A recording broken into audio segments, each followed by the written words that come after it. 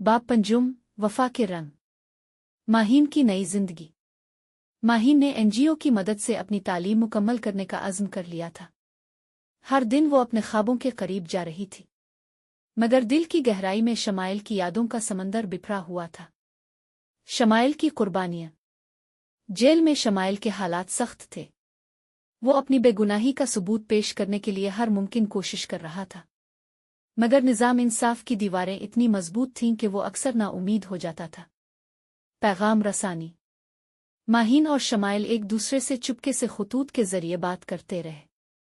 ये खतूत उनके दर्द, मोहब्बत और उम्मीद की कहानी सुनाते थे। हर खत में वो एक दूसरे को हिम्मत देते और जिंदगी की सख्तियों का मुकाबला करने की तलकीन करते।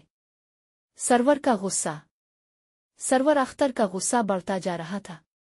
इसने माहीन की तलाश शुरू कर दी थी और अपने असर और रसूख के जरिए एनजीओ पर भी दबाव डालना शुरू कर दिया था। इसका मकसद था कि माहीन को मुकम्मल तौर पर ख़त्म कर दिया जाए। दोस्तों का ताउन। मगर माहीन के कुछ करीबी दोस्तों और एनजीओ के कारकुनों ने इसकी हिफाजत के लिए अपना किरदार अदा करना शुरू कर दिया था। उन्होंने माहीन को सरवर के शिकंजे से बचाने की हर मुमकिन कोशिश की। अज़्म की पुख्तगी।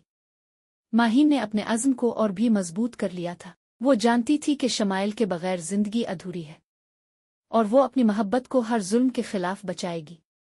बाब पंजुम, इख्तिताम। ये कहानी मोहब्बत की एक नई सुबह की नवीद थी, जो जुल्म की रात को चीर कर निकलेगी।